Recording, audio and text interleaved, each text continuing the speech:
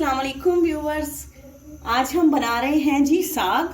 आपको पता है माशाल्लाह से सर्दियों की आमद है, तो आज हम बना रहे हैं जी देसी जो है वो साग बना रहे हैं। तो इसके लिए जो है ये देखें साग और जो पालक है उसको हमने काट के अच्छी तरह से धो के रख लिया है। इसमें जो है हमने 1 किलो जो है वो साग लिया है, आधा किलो जो है वो पालक ली है। उसके पत्ते लेके उनको अच्छी तरह से उसको जो है वो काट के बारीक बारीक काट के तो हमने इसको साफ कर लिया है। इसको आपने अच्छी तरह से धोना है ताकि इसकी मट्टी निकल जाए। अब हमने 1 गिलास के करीब जो है वो कुकर में जो है वो पानी डाल दिया है। पानी जो है वो गर्म हो गया तो बिस्मिल्लाहिर्रहमानिर्रहीम पढ़ के साग इसमें डालते हैं और इसको जो है वो 10 मिनट तक का वेट लगा देते हैं। साग अपना भी पानी छोड़ेगा, इसलिए आपने बहुत ज़्यादा पानी नहीं डालना है। और आपको दिखाते हैं साग कैसे रेडी करते हैं जी। अब हम इसमें साग डालते हैं और साथ ही हम इसमें हरी मिर्चें जो है वो इसमें डालते हैं बारीक बारीक काट कर जी। तो साग डालने के बाद ये देखिए हमने जो है हरी मिर्चें जो है वो बारीक बारीक जो है वो क्रश कर ली है।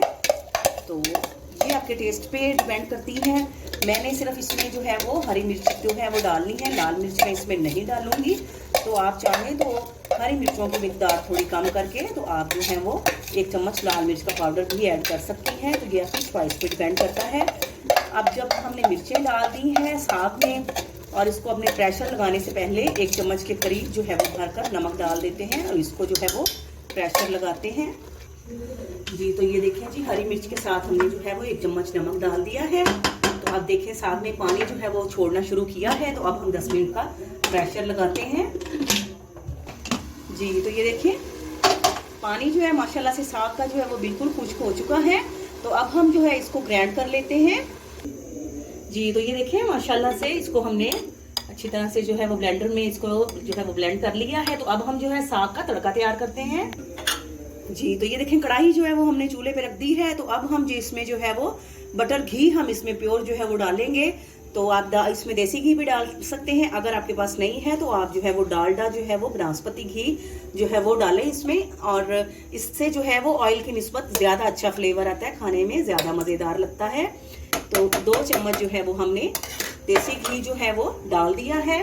तो जब ये गर्म हो जाएगा तो हम इसमें जो है वो लहसुन डालेंगे इसका तड़का बनाने के लिए जी। तो ये देखें हमने इसमें लहसुन डाल दिया है और वो ब्राउन हो गया है, तड़का बिल्कुल रेडी है। तो अब हम इसमें जो है घी जो साग है इसको डालकर तो इसकी जो है वो इसको बुनाई करते हैं।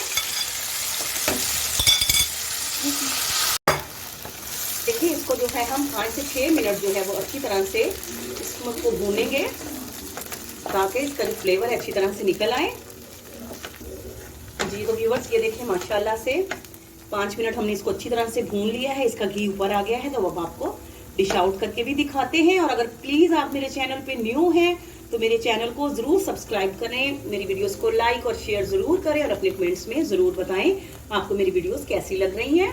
तो डिश आउट करते हैं जी। तो ये देखें जी माशाल्लाह से बेहतरीन जो है साग हमारा रेडी हो गया है। तो अब हम इसके ऊपर मक्खन डाल देते हैं और इसको सर्व करते हैं।